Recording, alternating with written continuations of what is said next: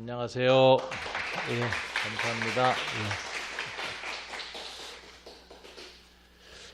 지난 주에 이제 1강 서론을 했습니다. 서론을 했는데 이제 서론의 마지막이 로마서의 구조를 잠깐 이렇게 봤던 도표가 두 개를 보셨어요. 다시 한번 잠깐 보겠는데 이제 우선 이 동그라미 도표부터 먼저 보겠습니다. 한번 다시 이렇게 보세요.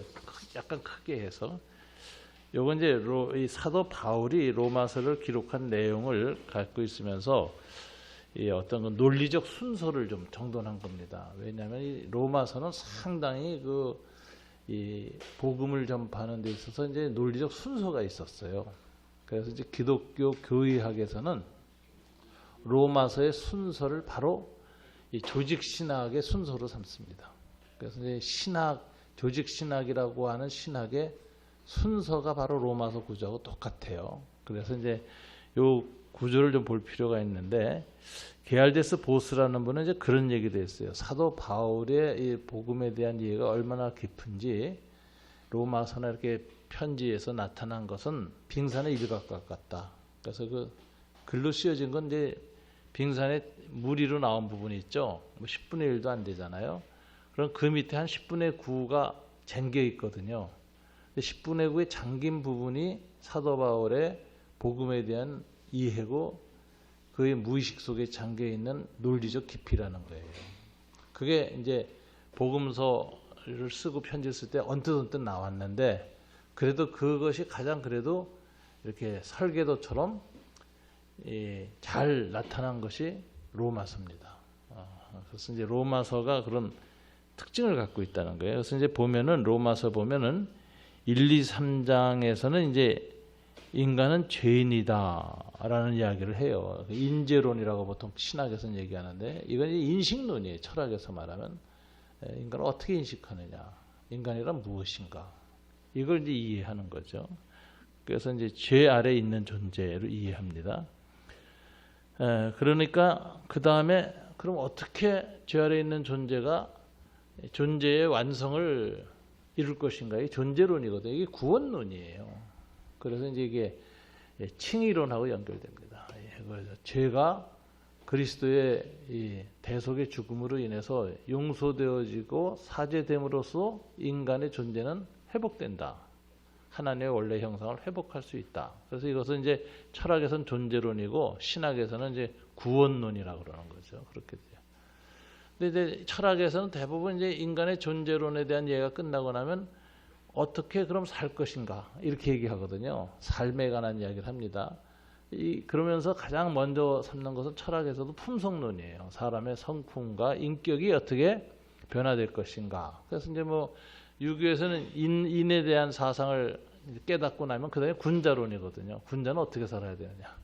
그리스도인은 구원을 받고 나면 그럼 어떻게 구원받은 자 살아야 될 것인가 하는데 이게 품성론은 대부분 다른 종교나 동양 사상에서 보면은 수양하는 거예요. 수양, 애써서 노력하는 거예요. 공부라 그러죠. 공부. 중국에서는 공부한다 이렇게 하는데 이 수양하는 것인데 기독교 품성론은 달라요. 이미 율법 아래에서 애쓰고 노력했는데 안 되는 걸 겪었거든요. 그렇기 때문에 기독교 품성론에서는 성령의 인도하심과 성령의 도움을 받아야 된다. 이렇게 얘기를 해요. 인간의 노력을 하면서 성령의 도움 없는 인간의 노력은 또다시 율법적인 한계의 인간을 부닥치게 할 뿐이다. 그래서 성령론이 나와요. 그래서 품성론 대신에 기독교에서 성령론이 나와요. 이게 로마서 6장부터 8장까지인데 성령에 의해서 성화된다. 이게 6장, 7장, 8장은 영화된다. 성화의 완성이 영화거든요. 영화된다. 이렇게 나와요. 근데 이제 완전 이 영화라는 것은 육체를 갖고 있는 동안에는 성화가 일어나지만 완전 성화가 영화인데 글로리피케이션인데 이거는 육체를 갖고 있는 동안에는 완전히 못 일어난다. 이게 이제 사도 바울의 그 입장이에요. 그래서 이제 감리교 같은 경우에서는 완전 성화론을 교리론에서 주장을 했어요. 그래가지고 정말 이 성령 충만한 상태 속에서 성자 같은 경우가 나올 수 있다. 라는 가능성을 뒀거든요. 그런데 이제 켈빈주의에서는 그렇게 보질 않아요. 아무리 일시적으로 성령 충만해서 거룩함이 드러나도 육체에 있는 죄의 정욕은 사라진 것이 아니고 육체가 안 변했기 때문에 그것을 잠시 누를 수는 있지만 완전히 극복은 못한다. 완전 성화가 안 일어난다. 이게 이제 말하자면 장로교 입장이죠. 그럼 완전 성화는 언제 일어나냐? 주님이 재림하셔서 우리의 몸이 부활체로 변할 때, 몸조차도 죄의 영향에서 완전히 벗어날 때가 영화되는 것이다. 그래서 이제 주님의 재림, 종말과 영화론을 연결시킵니다. 그렇게 해서 이 성령론이 이제 8장까지 가고요. 그 다음에 이제 개인이 이렇게 완성이 되는 삶까지 이렇게 다뤘으면 그 다음에 이제 역사를 어떻게 볼 것이냐. 이제 이 폭이 넓어져요, 관점이. 그래서 로마서 9장부터 14장까지는 역사관을 다뤄요. 특별히 9장, 10장, 11장까지에서는 구속론, 구속사론. 그래서 이제 이방인의 구원과 유대인의 구원 문제를 구속사적 입장으로 해석을 합니다. 그래서 이방인의 남은 숫자가 다 구원받은 다음에 유대인이 돌아온다. 그래서 그때가 종말이 가까운 때다. 이렇게 얘기하죠. 그래서 이제 역사를 구속사관으로 보는데 이방인의 구원의 때와 유대인 구원의 때를 나누어서 보고 이방인의 구원의 때가 차고 나면 그 선교의 시대죠. 차고 나면 유대인들이 이제 마지막으로 회개하고 돌아오는 때가 있는데 주님의 재림이 그때가 가까운 증거다. 이런 식으로 얘기를 합니다.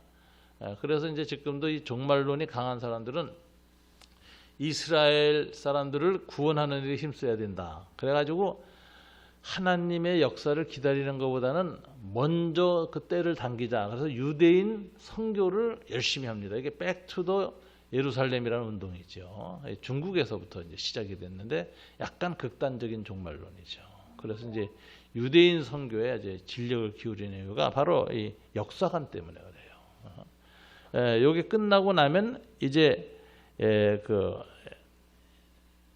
하나님의 삶을 얘기하는데 역사를 보고 나니까 이제 제국 속에서의 하나님의 삶을 어떻게 살아야 될 것이냐 나오는데 첫째 이제 12장에 가서는 11장까지 역사를 정돈하고 12장에 가서는 그 하나님의 통치를 받는 삶, 팍스 데오스에 관한 얘기를 합니다. 이건 이제 사랑이에요. 사랑. 12장에서 사랑에 관한 얘기다. 원수 사랑을 주게. 교회 공동체의 원수 사랑. 하나님의 통치는 교회 안에 사랑으로 완성되는 것이고 이루어지고 있다. 이렇게 얘기해요. 그런데 13장에서는 로마 권세에 대해서 얘기해요. 그래서 이제 로마 제국의 통치, 팍스 로마나를 얘기해요. 그런데 이것은 권세, 파워, 힘으로 다스리는 통치다. 사랑의 통치하고 대비되죠. 로마의 제국은 힘으로 통치하는 것이다. 이렇게 얘기를 합니다. 그 다음에 이제 14장에 가서는 무슨 얘기냐면 이제 이 사랑으로 통치받는 사람들이 제국 안에서 이 권력 안에서 살아갈 때 같은 교회 안에서 있는 유대인 크리스찬들을 율법으로 말미암아 실족하게 하면 안 된다. 이미 이제 로마 교회가 지난번 서론에서 설명했습니다만은 이방인 크리스찬 중심으로 재편됐거든요. 추방령을 갖다가 유대인들이 돌아와 보니까 추방 안 당했던 로마인으로서 예수를 믿었던 사람들이 가정교회를 이미 다 정돈하고 있었고 추방당했다 돌아온 유대인들은 가정교회에 들어와 보니까 이제 이방인들이 중심이에요. 그러다 보니까 이제 음식 같은 걸 가정교회에서 같이 먹을 때 보니까 율법에 상관없이 이방인들이 이제 음식을 먹으니까 유대인들이 굉장히 걸린 거예요. 시험에 들고. 근데 그걸 하지 말라. 사도 바울이 얘기합니다. 그래서 유대인 크리스천들을 위해서 이방인 크리스천들이 모든 것을 먹을 강한 믿음을 가졌지만 너희 믿음을 가지고 다 하지 말고 믿음이 약한 자들을 배려해라. 이게 이제 14장 이야기죠. 그래서 이제 이게 말하자면 팍스로 율법 아래에 있는 사람들에게 하나님의 통치, 사랑의 통치를 받고 있는 사람들이 어떻게 행동해야 될 것인가. 그래서 12장이 팍스데오, 하나님의 통치, 사랑의 통치를 받으면 13장에서는 로마 제국의 통치 속에서 어떻게 살 것인가. 그 다음에 14장에서는 여전히 율법의 지배 아래에 있는 유대인 크리스찬에게 어떻게 살 것인가? 이것을 이제 좀 얘기를 하고 있고, 그 다음에 종말에 관해서 이제 15장에서 이야기를 합니다. 그래서 종말을 내다보면서 사도 바울은 하나님의 종말을 완성하는 게 뭐냐? 가만히 인간이 기다린다고 오는 게 아니라는 거예요. 그래서 복음을 전파해야 그제야 끝이 오리니. 이제 사도 바울이나 이게 마태복음에서도 나오는 거예요. 만민에게 복음을 전파하고 그제야 끝이 오리니. 그러니까 복음 전파가 하나님의 종말을 앞당기는 사역이고, 그것이 하나님 나라를 이 땅에 들어와서 인간의 모든 비극, 죽음과 죄 또는 그로 말미암아 모든 전쟁이라든가 모든 끔찍한 죄로부터 온 인류가 구원받는 첩경이 뭐냐? 선교를 하는 것이다. 복음을 전파하는 것이다. 이렇게 얘기를 해서 종말론적 관점에서 복음을 이야기하고, 그래서 나는 사바나로 가려고 한다. 이렇게 이제 얘기해요. 그러니까 이 선교사로서 로마 교회를 통해서 사바나로 파송받기를 원하는 마음을 가지고 로마서를 썼는데, 거기에 보면은 자기의 선교까지도 이렇게 종말론까지 다 염두에 두고 서술을 했습니다. 그래서 로마서는 이 중층구조, 그 로마서의 중층구조를 이렇게 살펴보면 겹겹이 양파 껍질처럼 쌓여 있는데 굉장히 치밀하고 조직적이고 논리적이라는 거 볼 수 있어요. 그래서 모든 신학은 로마서 따라서 합니다. 신학의 순서가 그래요. 모든 신학이. 이게 이제 우리가 사도 바울에서 발견하는 거예요. 이 도표 하나 이제 보셨고요. 그 다음에 이제 사도 바울이 이 로마서를 기록하면서 이제 15장에서 이제 무슨 얘기를 했는가? 15절입니다. 그러나 내가 너희로 다시 생각나게 하려고, 복음을 다시 생각나게 하려고 하나님께서 내게 주신 은혜로 말미암아, 은혜로 어떻게 썼느냐? 더욱 담대히 대략 너희에게 썼다. 담대히 대략. 이 대략 썼다는 말이 굉장히 인상 깊은 겁니다. 그래서 이 로마서를 이해하려면 대략 이해해야 돼요. 근데 이게 로마서를 로이드 존즈 목사님처럼 그 로마서 강해집이 이런 식으로만 7권, 8권 나왔거든요. 그래서 한 단어, 한 토시, 연결사까지 다 주석을 했어요. 굉장히 좋은데 그렇게 주석하면 대략 못 봐요. 습해서 길을 잃어요. 너무 치밀하게 들여다보면. 그래서 제일 좋은 방법은 대략 썼으니까 대략 이해해야 되는데, 대략 이해하려면 구조를 알아야 돼요. 그래서 이제 이 도표가 이제 구조 도표. 요게 머릿속에 있어야 대략 읽습니다. 그렇죠?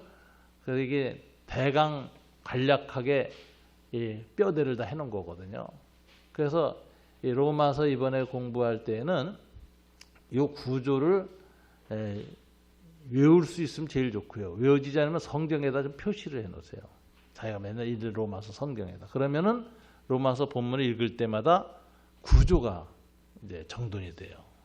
그게 사도 바울이 쓴 방식으로 읽는 것이다. 그래서 대략 읽기, 이것을 우리가 익혀야 됩니다. 자, 우선 지난번에 이제 그 전체 서론을 했지만 본문 서론은 이제 못했어요. 그것이 이제 이번에 이제 오늘 좀 하고 넘어가야 된다. 로마서 1장 1절부터 17절이죠. 본문 서론이. 그런데 여러분 그 저희 도표를 보면은 서론 로마서 1장 1절부터 17절, 인간의 죄, 그래서 1장 18절부터 3장 20절이 인간의 죄인데, 오늘은 여기까지 하는 걸 목표로 하는데 시간이 어떻게 될지 모르겠어요. 조금 부족하면 다음으로 넘어가겠습니다. 그런데 인간의 죄는 셋으로 나눠져 있어요. 이방인의 죄, 유대인의 죄, 전인류의 죄, 이렇게 셋으로 나눠져 있어요. 그런데 이방인의 죄와 유대인의 죄 사이에는 연결사가 있어요. 양심이라는 거예요.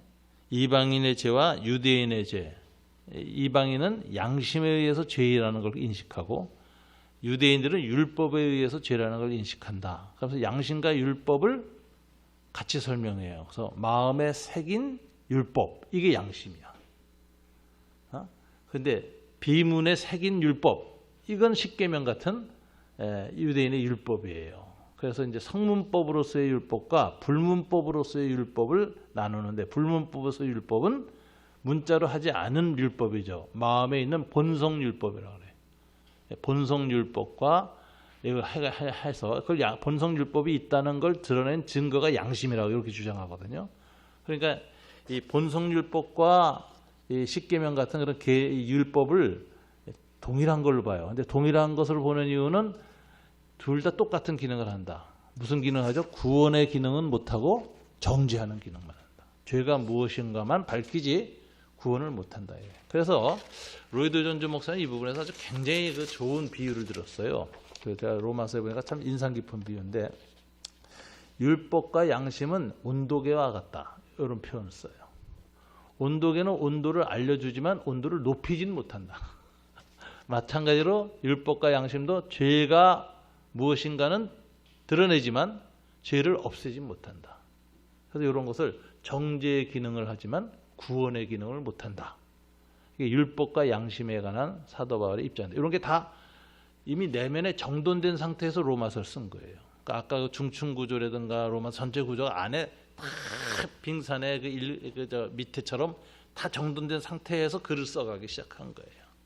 그러니까 이제 이것이 이 로마서를 이해할 때 우리가 가져야 되는 것입니다. 그래서 오늘은 1장 1절부터 3장 20절까지의 본문 강해를 중심으로 이제 본론을 시작합니다. 자, 우선 서론 로마서 1장 다 성경책을 꺼내놓고 이제 읽어가면서 봅니다.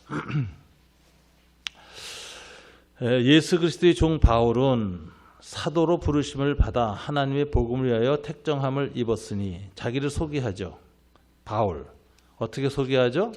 신분은 예수 그리스도의 종이에요. 주님이, 하나님, 예수님이 주인이고 나는 종이다. 고대 노예 제도에서 주종 관계라는 건 아주 절대적 관계죠. 종으로 이야기를 하는데 그의 사역은 뭐죠? 종인데 사역이 뭐죠? 사도라 그래요. 사도, 대사. 예수님이 왕이기 때문에 쓸 수 있는 신분이에요. 사도. 여러분 그 누구의 종이 돼가지고 그 신분이 뭐 관리인이 될 수도 있고 청지기도 될 수 있고 뭐 농장 뭐 하는 사람 감독인이 될 수도 있고 여러 가지 신분이 나와 그 사역이 주어져요. 그런데 사도라는 것은 이제 이 대사라는 뜻이거든요. 아포슬. 대사라는 것은 왕의 권위와 신분을 그대로 대표해서 일하는 사람이에요. 왕의 대행자라고요. 그러면은 이 사도라는 말은 주인이 누구일 때만 쓰는 겁니까? 왕일 때만 쓰는 거예요. 그러니까 예수 그리스도의 종 바울은 사도로 부르심을 받아 해서 왕이신 예수님, 예수 그리스도로부터 대사로 부르심을 받았다. 그럼 이 대사라는 이제 바울은 자기를 둘로 설명했습니다. 종, 사도 이렇게 했어요. 부르심을 받았는데 무엇을 위해서 부르심을 받아요? 부르심의 목적이 뭐죠? 하나님의 복음을 위하여 부르심을 받았는데 부르실 때 하나님은 미리 택하여서 부르셨다. 택정함을 입었다. 그래서 예수 그리스도가 왕이시고 이분이 주로서 사도 바울을 종으로 삼았는데 역할은 사도라는 역할을 줬다. 신분은 종이고 역할은 사도를 줬다. 그런데 그 모든 이 사도로 불림을 받았는데 택정함을 받아 미리 하나님이 택하셔서 부르셨는데 목적이 뭐죠? 하나님의 복음을 위하여 이렇게 되어 있어요. 그러니까 여기서 가장 강조점이 뭘까? 1장 1절에서는 하나님의 복음이에요. 그죠? 그러니까 이제 사도 바울이 자기를 소개하면서 하나님의 복음을 위하여 나는 쓰임받는 사람이다 라는 걸 강조하는데 이제 여러 가지 표현을 썼어요. 그런데 1장 2절, 3절, 4절, 5절까지가 그러면 복음을 위해서 부르심을 받는데 복음이란 뭐냐? 이걸 설명하는 거예요. 로마서에서 복음이란 무엇이냐? 핵심 기절 1장 3절, 4절, 2, 3, 4, 5절이에요. 특별히 3, 4, 5절. 최근에 그 뉴 퍼스펙티브 바울에 관한 새로운 관점이라고 하는 최근의 성상 논쟁이 나왔는데 이 논쟁에서 새롭게 발견한 본문이 논쟁의 가장 주된 본문이 로마서 1장 2절, 3절, 4절, 5절이에요. 그래서 김세윤 교수님이 그 칭의론에 관한 새로운 논문을 이제 발표를 하셨고 그래서 논쟁이 돼가지고 목회자들, 학자들이 다 모여서 세미나를 했는데 저도 이제 논찬자로 참석을 했어요. 그리고 끝난 다음에 그 오마이뉴스에서 제가 기자하고 그 강연을 요약을 해주고 제 견해를 밝혔어요. 근데 거기에서 내용이 이제 좋았다고 평이 굉장히 많이 나왔어요. 그래서 이제 뭐 저 김지열 목사님 같은 경우는 가장 정돈이 잘된 인터뷰였다. 뭐 이렇게 얘기를 하는데 그거 한번 찾아서 한번 복사를 한번 해드릴게요. 그거는 이제 근데 그걸 제가 그 인터뷰는 이제 강의 논창 끝나고 나서 기자하고 제가 직접 인터뷰를 한 40분 해서 정돈한 거고, 이제 그거를 강의로 전돈한 것이 이번 강의 안에 들어와 있어요. 제가 순서대로 잘 정돈해 놨어요. 그래서 이제 이게 새로운 관점이라는 건데, 새로운 관점에서 가장 중요시 여기는 게 복음이란 무엇이냐를 예수님이 전한 복음과 사도들이 전한 복음 사이의 일치가 뭐냐 이거예요. 예수님이 전한 복음과 사도들의 복음, 특별히 바울의 복음, 그 일치점을 찾아내기 위한 것이 1장 2절, 3절, 4절, 5절이다. 이렇게 보죠. 그래서 이게 이 바울의 새로운 관점 학파에서 다 인정하는 것이 복음은 뭐냐. 여기서 이제 복음의 내용이 나와요. 그 다음에 오늘 본문을 보면 인사를 쭉 하다가 17절에 복음을 다시 정의합니다. 1장 16절 17절, 내가 복음을 부끄러워하지 아니하노니 이 복음은 해놓고 이제 두 가지로 16절 17절에 정의해요. 그러면 오늘 짧은 서론에 복음에 대해서 두 번 얘기를 했어요. 그럼 앞에 2, 3, 4, 5절은 복음의 내용이에요. 그 다음에 16절 17절은 복음의 성격을 규정한 거예요. 두 번 얘기했지만 여기서 관점이 달라요. 그래서 이렇게 이해를 하다. 그럼 이제 로마서에서 얘기하는 바울의 복음은 뭐냐? 그 내용은 2절에 보니까 이 복음은 해놓고 하나님이 선지자들을 통하여 그의 아들에 관해 성경에 미리 약속하신 것이라. 구약에 이미 약속된 거다. 그죠? 선지자 구약에 약속된 거다. 그래서 구약에 뭐라고 약속했느냐? 3절에 보니까 그의 아들에 관해서, 하나님의 아들에 관하여서 말하면 육신으로는 누구의 혈통으로 난다고 약속하셨어요? 다윗의 자손으로 온다고 약속했다. 그래서 다윗의 후손으로 오셨는데 그건 육체를 얘기한 거고, 육체를. 그분이 진정으로 하나님의 아들이 된 것은 뭐 때문이에요? 영이. 성결의 영이야. 인간의 영이 아니에요. 인간의 영은 죄 가운데는 원죄를 가진 영이잖아요. 그런데 성령으로 잉태하셨기 때문에 영은 뭐예요? 성령의 영, 이게 성결의 영이라고 그래요. 그래서 이제 성결의 영으로는 이런 표현을 쓰는 거예요. 그러니까 이게 태어나실 때부터 육체로 태어나셨지만 죄가 침범 안 한 존재다라는 거지. 성령으로 동정녀 마리아에게 죄와 상관없이 오신 분이다. 이걸 얘기해 4절. 성결의 영으로는. 그래놓고 이 성결의 영으로 하신 일이 뭐예요? 성결의 영으로만 할 수 있는 일이 있어요. 첫째, 죽으심. 죄를 대신 지고 죽을 수 있는 대속적 죽음은 죄 없는 사람만 할 수 있어. 우리 인간은 죽어도 자기 죄로 죽는 거야. 근데 남의 죄, 온 인류의 죄를 대신 지고 죽을 수 있는 대속적 속죄의 죽음은 오직 누구만 할 수 있어요? 죄 없는 분만 할 수 있어요. 그 예수님이 성결의 영으로 태어나셨기 때문에 대속적 죽음을 할 수 있어요. 그러니까 유일한 죽음이라. 유일한 죽음. 죽었고 그 다음에 성결의 영으로 두 번째 하신 게 뭐예요? 부활. 죽음과 부활이 성결의 영이 한 거예요. 자, 그럼 왜 부활이 성결과 중요하냐? 구약시대 제사장이 사람들의 죄를 사하려고 짐승의 피를 가지고 지성소로 들어갑니다. 그래서 하나님이 그 지성소에 들어가는 그 피를 보고 어린 양의 대속적 죽음을 보고 그 해에 지은 모든 죄를 용서해 줘요. 그러면 어떤 일이 생기냐? 제사장이 살아서 나와요. 지성소에서. 용서 안 해주면 지성소에서 죽는 거예요. 죄와 더불어. 이 살아서 나온다는 게 말하자면 부활이에요. 예수님이 우리의 대제사장이 되사 자기의 피를 흘리고 대속의 양으로서 하나님의 거룩한 지성소에 들어가셔서 인류의 죄를 대속하신 다음에 그 대속이 유효한 것이라는 하나님의 선언이 뭐죠? 부활이에요. 예수님이 부활해서 나와야 그 속죄가 유효해. 그래서 에드먼드 크라우니 같은 사람은 웨스트민스터 신학교 교수였는데 부활은 하나님의 아멘 사건이라고 했어요. 이게 재미난 표현이에요. 다 이루었다. 십자가상에서 말씀하시고 운명하셨잖아요. 그러자 하나님이 아멘 하고 동의한 사건이 부활이다. 굉장한 좋은 표현이에요. 부활은 예수의 속죄의 죽음을 이루신 것에 대해서, 이루셨다는 예수의 선언에 대해서 하나님이 아멘 한 사건이 부활이다. 그러니까 이 죽으신, 대속적 죽으심과 부활은 오직 뭐로만 가능해요? 성결의 영으로만 가능한 거예요. 죄를 지은 사람은 자기 죄로 죽기 때문에 부활이 안 돼요. 모든 인류가 그랬거든요. 근데 오직 죄 없는 분이 인류의 죄를 대신하고 죽으시고 그 대속적 죽음을 하나 인정하셔서 일어난 사건이 부활 사건이다. 여기 짧은 기절에 이게 농축되어 있어요. 꿈보다 해몽이 더 좋죠. 설명이. 근데 이게 사도 바울의 다른 모든 서신부에 들어있는 거예요. 다 얘기한 거예요. 그걸 제가 이제 다시 상기시켜서 설명을 하는 겁니다. 자, 죽으심과 부활의 능력으로 어떻게 됐어요? 예수가 나자렛 예수가 아니라 하나님의 아들이 됐어. 부활하셨을 때 하나님의 아들이라는 것이 확실하게 선포되었어요. 곧 우리 주 예수 그리스도시니라. 여기서 예수는 자연 이름이죠. 예수님이 원래 이름이에요. 나자렛 예수 하면 나자렛은 뭐죠?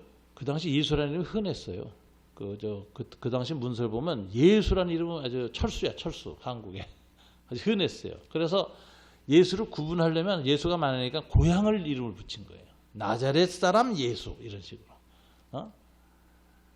그런데 나자렛 예수라고 불렀는데 이게 사람들이 생각하는 예수에 대한 구별칭호죠. 다른 예수들하고 예수를 구별하기 위해서 나자렛 예수라고 불렀는데 부활하신 다음엔 바뀌죠. 주라는 얘기예요. 그분의 신분이에요. 그분이 하나님이시다. 주라는 칭호는 하나님을 가르치는 거예요.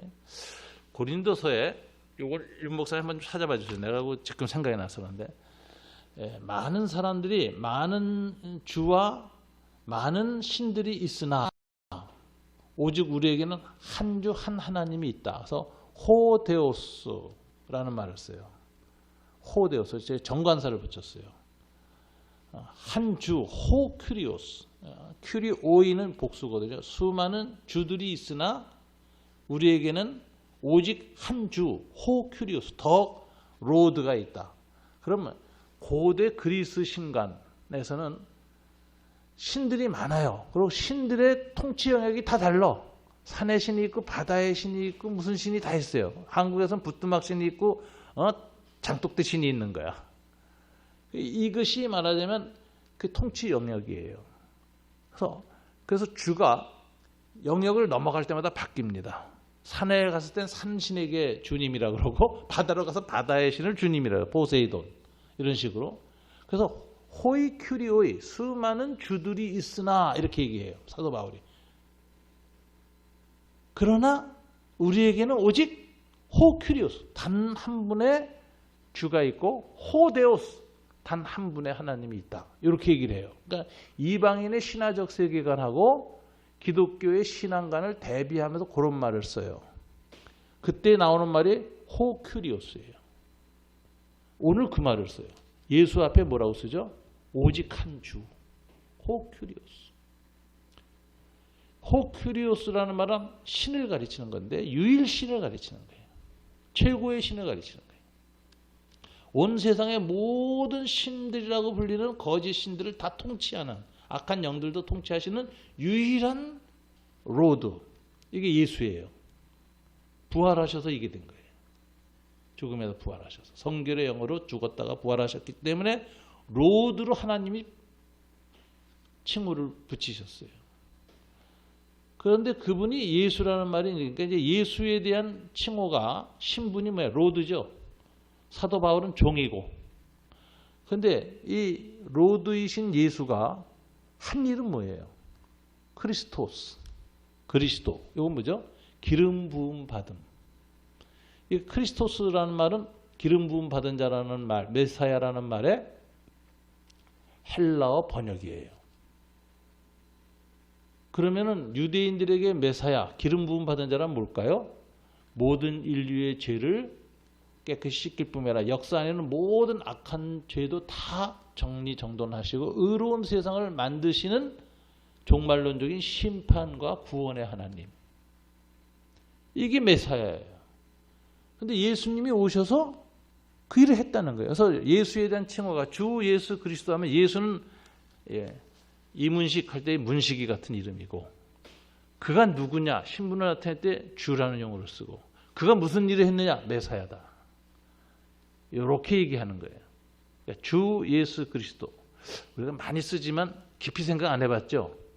주 예수 그리스도. 이 칭호가 여기서 이제 바울이 딱 씁니다. 그러니까 이 바울이 복음을 설명할 때 얼마나 그 내면 안에 충분한 정돈이 돼 있는데 그것이 인사할 때 툭 튀어나온 거예요. 쭉 나오는데 이렇게 썼어요. 그러니까 굉장히 그 바울의 내면 안에 있는 정돈된 신학 체계, 이건 아주 깜짝 놀라울 정도로 깊습니다. 그것이 이제 언어로 이렇게 튀어나오는 거예요. 그래서 5절에 보면 그로 말미암아 우리가 은혜의 사도의 직분을 받아. 이제 여기서 사도의 직분, 주님으로부터 대사의 직분을 받았는데 은혜로 받았다는 거죠. 뭐 공로가 있어서 받은 게 아니에요. 사도 바울이 잘나서 받은 것도 아니고 베드로가 똑똑해서 받은 것도 아니에요. 그냥 은혜로 받아. 그의 이름을 위하여 모든 이방인 중에서 믿어 순종케 하나니. 그러면 대사로 받아서 가선 건 뭐죠? 믿고 순종해라. 예수님을 믿고 순종하라. 그래서 믿는 건 크리스토스로 믿는 거예요. 메사야로. 하나님의 아들, 우리를 구원하신 메사야. 그 다음에 순종은 로드예요. 로드, 주님. 당신 나의 왕이시고 하나님이시고 주인이십니다. 순종. 그러니까 이게 믿어 순종할 때 믿음은 뭐하고 연결되죠? 그리스도. 순종은 주라고 연결돼요. 예수를 주 예수 그리스도라고 하는데 믿어 순종하게 하나니. 그래서 6절에 너희도 그들 중에서 예수 그리스도의 것으로 부르심을 받은 자니라.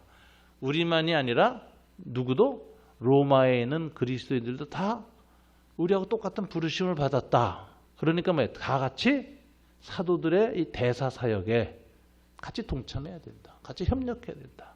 암시가 되어 있죠. 부르심을 받은 자라는 거죠. 그래서 이제 7절에 여기까지가 이제 이 사도 바울의 그 인사하면서 복음을 설명한 내용입니다. 이 복음의 내용이에요. 컨텐츠. 성결의 영으로 죽었다가 부활하사 주와 그리스도가 되셔서 믿어 순종케 한다. 이게 이제 복음에 관한 아주 사도 바울의 정확한 정돈입니다. 그래가지고 7절에서 다 같이 한번 읽어볼까요? 로마에서 하나님의 사랑을 받고 성도로 부르심을 받은 모든 자에게 하나님 우리 아버지와 주 예수 그리스도로부터 은혜와 평강이 있기를 원하노라. 은혜와 평강은 인사인데 초대교회 인사예요. 평강은 유대교 전통 샬롬이고요. 하나님과의 평화, 사람과의 평화, 세상과의 평화, 이런 모든 그 샬롬, 이 죄가 해결되고 나면 이 샬롬이 생긴다라는 거죠. 샬롬이고, 은혜는 뭐죠? 이 샬롬이 노력 없이 애쓰지 않고 그냥 하나님의 무한한 자비로 그냥 주어졌다 이거예요. 은혜. 이 샬롬보다 은혜가 먼저 와요. 왜냐하면 이건 샬롬이 유대인들에게는 율법을 통해서 온다고 생각했는데 겪어보니까 하나님의 은혜로 오는 거야. 그래서 은혜가 강조, 은혜와 샬롬. 그래서 요건 이제 초대교회의 상투적인 인사가 됩니다. 아주 은혜와 샬롬이라는 말이 나와요. 그런데 성도로 부르심을 받은 모든 자에게, 요게 아주 굉장히 묘한 말이에요. 성도라는 말이 세인트거든요.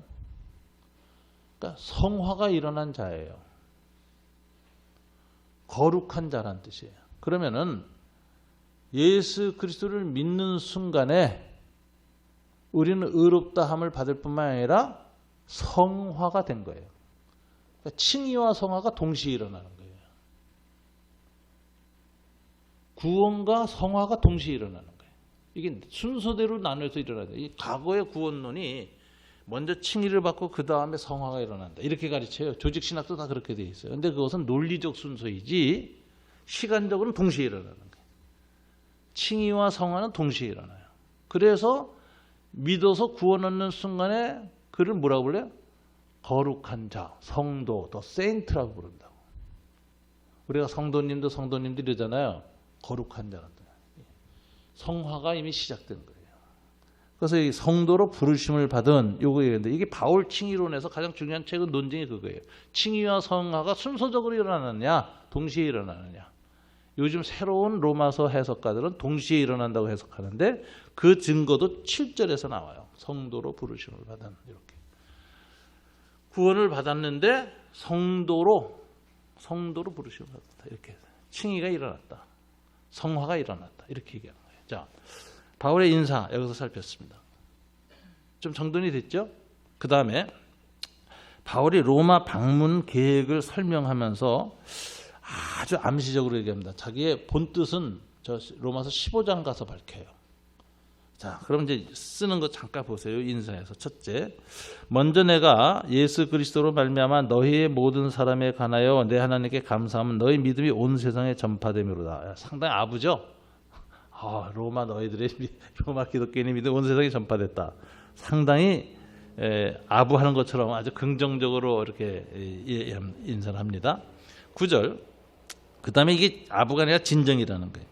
내가 그의 아들의 복음 안에서 내 심령으로 섬기는 하나님이 나의 증인이 되시거니와 항상 내 기도에 쉬지 않고 너희를 말하며 하나님을 증인으로 송하네요. 그래서 나는 항상 너희를 위해서 기도했다. 이거 진짜예요. 정말 사도 바울이 로마를 위해서 기도를 많이 하고 로마 교인을 위해서. 그럼 왜 기도했을까? 10절 기도의 내용이죠. 어떻게 하든지 이제 하나님의 뜻 안에서 너희에게 나아갈 좋은 길 얻기를 구하노라. 나 로마로 가고 싶습니다. 하나님. 로마로 가게 해주세요. 이렇게 구하면서 로마를 위해서 기도했다. 로마 교회를 위해서. 한 번도 보지 못한. 11절. 내가 너희 보기를 간절히 원하는 것. 그 목적이 뭐냐? 그런 이제 로마 교인이 편집하면서 왜 이렇게 하나님 앞에서 우리를 만나려고 기도했을까? 이렇게 생각할 거 아닌가? 설명하는 거죠. 간절히 원하는 것은 어떤 신령한 은사를 너희에게 나누어줘 너희를 견고하게 하려면 너희들의 신앙을 단단하게 하려고 나는 너희들한테 가려고 했는데 방법은 뭐예요? 신령한 은사, 하나님이 내게 주신 spiritual gift. 사도 바울이 복음에 대해서나 뭐 하나님의 은혜를 많이 받았어요. 이걸 나누어 주겠다 이거예요. 그래서 영적 교제를 통해서 너희를 튼튼하게 하려고 하는 것인데 이 모든 일은 12절 이는 곧 내가 너희 가운데서 너희와 나의 믿음으로 말미암아 피차 아니함을 얻으려 함이라. 서로가 동일한 믿음, 동일한 은혜, 동일한 은총을 받은 자라는 걸 알고 서로가 위로가 되게 하려 함이라. 이렇게 얘기해요. 여기까지도 모호해요. 지금 왜 로마서를 쓰는지 로마로 갈라 그러는지 아주 빙빙 돌고 있습니다. 10절, 13절 형제들아 내가 여러 번 너에게 가고자 한 것을 너희가 모르기를 원하지 아니하노니 다시 한번 여러 번 가려고 했다. 좋은 길을 얻기를 구했다. 이렇게 자기 간절함을 드러내죠. 이는 너희 중에서도 다른 이방인 중에서와 같이 열매를 맺게 하려 함이로되 지금까지 길이 막혔도다. 열매라는 말이 나와요. 로마 교인들로부터 뭐 열매를 얻으려고 그래요. 그럼 사도 바울은 이 복음의 열매가 뭐죠? 열매. 이게 선교예요.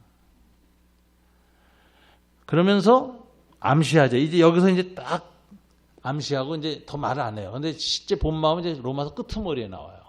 그래서 그러면서 이제 이렇게 암시합니다. 14절, 15절.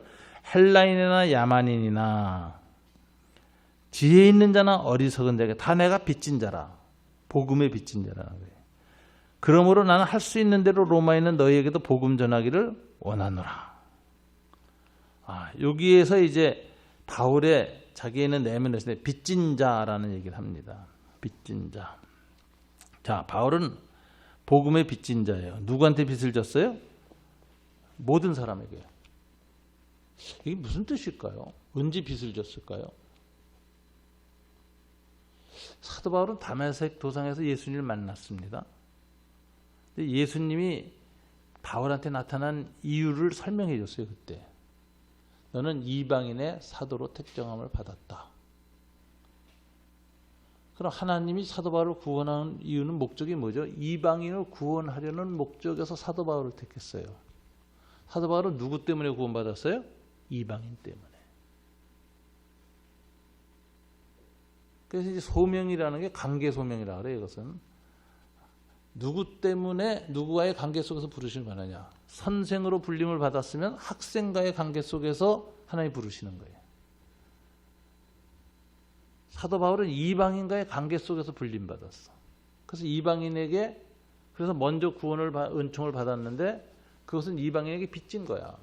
그래서 이방인에게 하나님의 뜻에 따라 복음을 전해야 돼. 그래서 나중에 사도 바울이 내가 복음을 전하지 않으면 내게 화로다. 이런 표현까지 나와.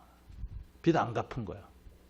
마지막 심판당할 때 하나님으로부터 화가 온다고 생각한 거예요. 이게 이제 사도 바울의 선교사 의식이죠. 빚진 자, 빚 안 갚으면 화가 온다. 이거 굉장히 중요한 사실. 그러니까 이 부르심이라는 것 자체를 관계 속의 부르심으로 생각한다. 누구와의 관계 속에서 부르심 받아요. 그러니까 어떤 가족 가운데 누구 한 사람이 예수 믿었죠. 그러면 어떤 관계 속에서 하나님이 부르신 걸까요? 그 가족을 다 구원하려는 하나님의 계획 속에서 그 집안에서 먼저 부른 거예요. 주 예수를 믿으라. 그리하면 너와 네 집이 구원을 받으리라. 하나님은 개인을 부르지 않아요. 한 사람을 부를 때 그 사람과의 관계 속에서 불러요. 그러니까 대표로 부르는 거예요. 대표 순서로. 그래서 불림을 받으면 그것을 자기의 관계 있는 사람들한테 전해야 돼요. 그러니까 교수님으로 불림받아서 학생들한테 복음을 전해야 될 책임이 있는 거예요. 가족에서 뭐 아버지로 불림받았으면 자녀들한테 복음을 전해야 될 책임이 있는 거예요. 이게 관계 속의 복음이라니까. 이게 이제 벌써 나타나는 거예요. 그래서 이걸 얘기를 해요. 그래서 나는 복음을 부끄러워하지 않고 전한다. 그래서 이제 16절에 보면 그러므로 나는 할 수 있는 대로 15절 로마에 있는 너희에게도 복음 전하기를 원하노라. 빚진 자이기 때문에 로마에 있는 사람한테 복음을 전해서 빚을 갚아야 돼.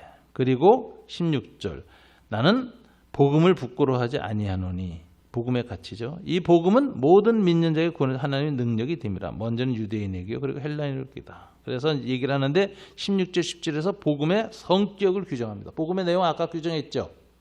1장 3절 4절 5절에서 이미 정돈했죠. 그래서 복음의 성격을 1장 16절 17절에서 얘기를 해요. 사도 바울은 여기서 자기가 이제 로마서를 쓴 진정한 목적은 나중에 나타나요. 그런데 진정한 목적은 맨 나중에 15장에서 보면 나오죠. 28절에 그러므로 내가 이 일을 마치고 이 열매를 그들에게 확증하네 너희에게 들렸다가 서반나로 가리라. 내가 너희에게 나아갈 때 그리스도의 충만한 복을 가지고 갈 줄로 아노라. 그러면서 나를 서바나로 너희들한테 보내달라 하는 그런 마음이 있어서 내가 편지를 썼다. 진정한 로마서 기록의 목적은 선교사로 파송받고 싶었어요. 그게 이제 로마서의 목적이다. 이런 걸 보고 그래서 로마서는 교의학자나 철학자나 신학자 입장에서 읽어서는 안 되고 선교사로서 읽어야 된다. 이렇게 얘기를 하죠. 선교를 위해서 쓴 편지. 자, 그런데 16절 17절에서 복음을 성격을 두 가지로 설명했습니다. 우리 16절 17절 다 같이 읽어볼까요? 내가 복음을 부끄러워하지 아니하노니 이 복음은 모든 믿는 자에게 구원을 주신 하나님의 능력이 됨이라. 첫째는 유대인에게요. 그리고 헬라인에게다.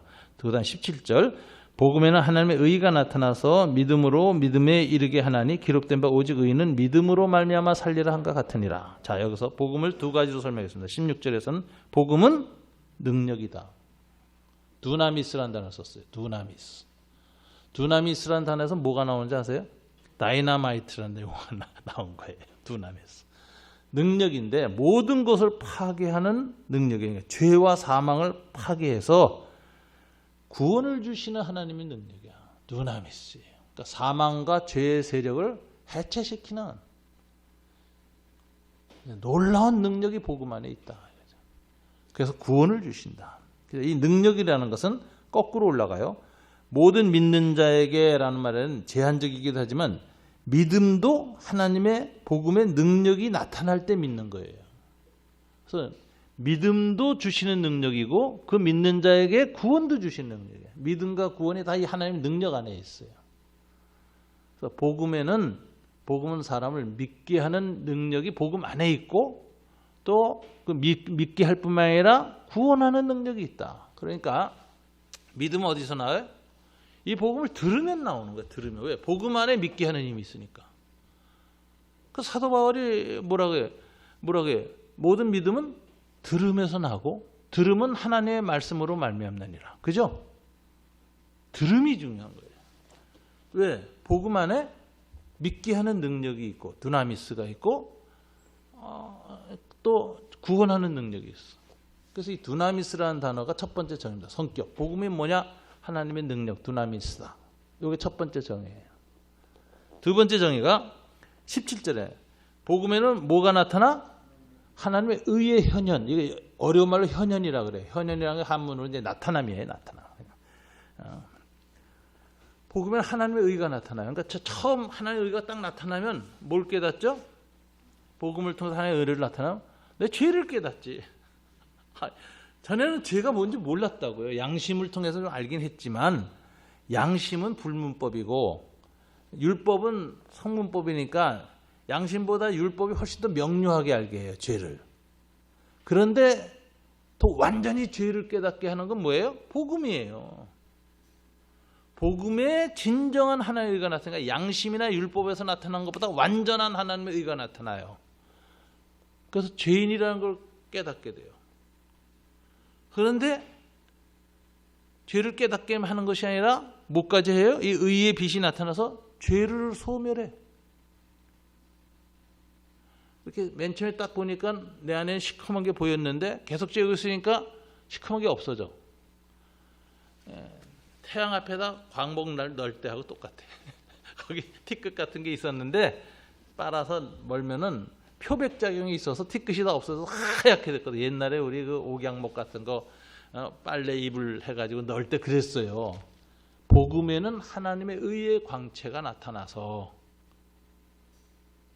전에 불빛 아래에서는 초록불 밑에서는 보지 못했던 티끝이 다 드러나지만 시간이 지나면 그 티끝도 없애버려. 그래서 하나님의 의가 나타나서 믿음에서 믿음에 이르게 하나니, 여기서 from face to face예요. 이게 헬라어 전치사가 붙었어요. 그러니까 이게 어느 믿음에서 어떤 믿음으로 움직이는 거예요. 그러니까 믿음은 정태적인 것이 아니라 역동적인 것이다. 어느 방향을 향해서 가요. 그래서 이 믿음에서 믿음으로 여러 가지 주석이 나와요. 첫째는 구원 얻는 믿음에서 거룩하게 되는 성화의 믿음으로, 이렇게 해석하는 사람도 있고, 로마서 순서죠. 또 뭐 믿음에서 믿음으로를 죄를 깨닫는 믿음에서 죄가 사함받는 믿음, 뭐 이렇게도 설명하고, 복잡하게 설명하는데 뭐 다 해당돼요. 뭐가 옳고 틀리다고 할 수가 없어요. 그냥 믿음에서 믿음으로 하면은 의의 광채가 나타나서 복음의 광채를 쬐면 생기는 믿음이 있고, 계속 쬐면 믿음이 계속 성장하고 변화를 일으켜서 되는 믿음이 있어. From face to face. 이렇게 돼. 믿음은 성장해야 돼요. 변화가 일어나야 돼요.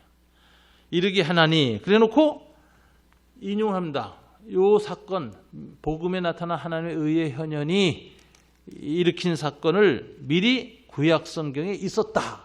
그러고 하박국서를 인용합니다. 기역.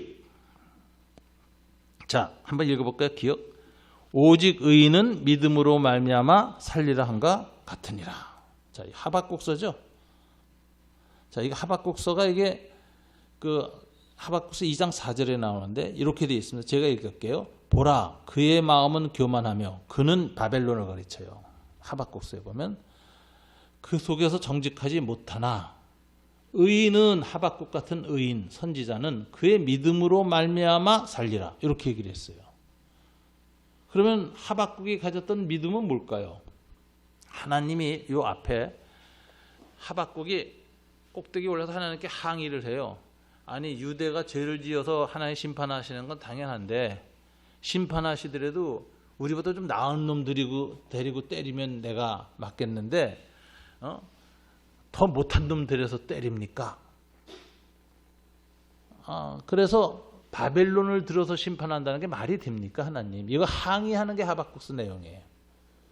하나님께 내가 항의하리라. 그래서 높은 곳 망루에 올라가서 항의하는 거예요, 하박국이. 아니, 하나님의 의의 심판 마땅하죠. 우리 다 죄 지었을 거, 유대 다 하는데 하필은 바벨론을 통해서 때립니까? 아니, 이씨 왕조가 잘못한 게 있다 하더라도 하필 일본 놈을 들어서 때립니까? 이거하고 똑같은 거예요. 요즘 민주당 사람들은 그러겠죠. 우리 잘못한 게 있죠. 하필 윤석열도 때립니까? 이러고 있는 거하고 똑같은 거예요. 그런 식의 사고방식이 나와요, 여기서. 하박국은. 그게 의문이에요. 그러니까 역사의 악순환이 의문이야. 더 좋은 쪽으로 굴러가야 되는데 하나님이 죄를 심판하시는데 더 나쁜 쪽으로 가. 이해가 안 가서 막 소리 지르는 거예요. 올라가서. 그러니까 하나님이 계시를 보였어. 그런데 그 계시를 어떻게 하라 그래서 큰 판에 써서 간판을 만들어라. 달려가면서도 볼 수 있게 해라. 그래요. 그러니까 하박국서에서 다른 사람들이 자동차 타고 지나가다 달려가면서 볼 수 있을 정도 크게 쓰라는 게 내용이 뭐냐 그랬더니 그의 때가 정한 날이 있다. 이 내용이야. 그러니까 바벨론이 너희를 지금 치지만 그 영원하지 않다. 내가 때가 되면 그들도 심판할 것이다. 그래서 종말론적인 심판을 얘기하고 있어. 궁극적 심판. 그럼 그게 의예요. 그러니까 하박국이 그걸 믿으니까 그래 잠시 더 악순환이 생기고 더 어두움이 생겨도 하나님의 의는 여전히 살아있다. 잠시 딜레이 될 뿐이다. 하나님의 의는 나타날 것이다. 그래서 역사의 악순환 속에서도 절망하지 않게 돼. 절망하지 않으니까 믿음으로 사는 거예요. 의에 대한 믿음으로. 믿음으로 사니까 타협하지 않아요.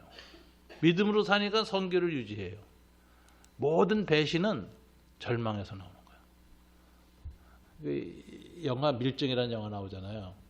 거기 이정재인가? 그 사람이 이제 다 일본 앞잡이가 되는 거 나오잖아요. 김원봉 부하였다가. 그러니까 이제 그 누구야? 그 영화부 여자.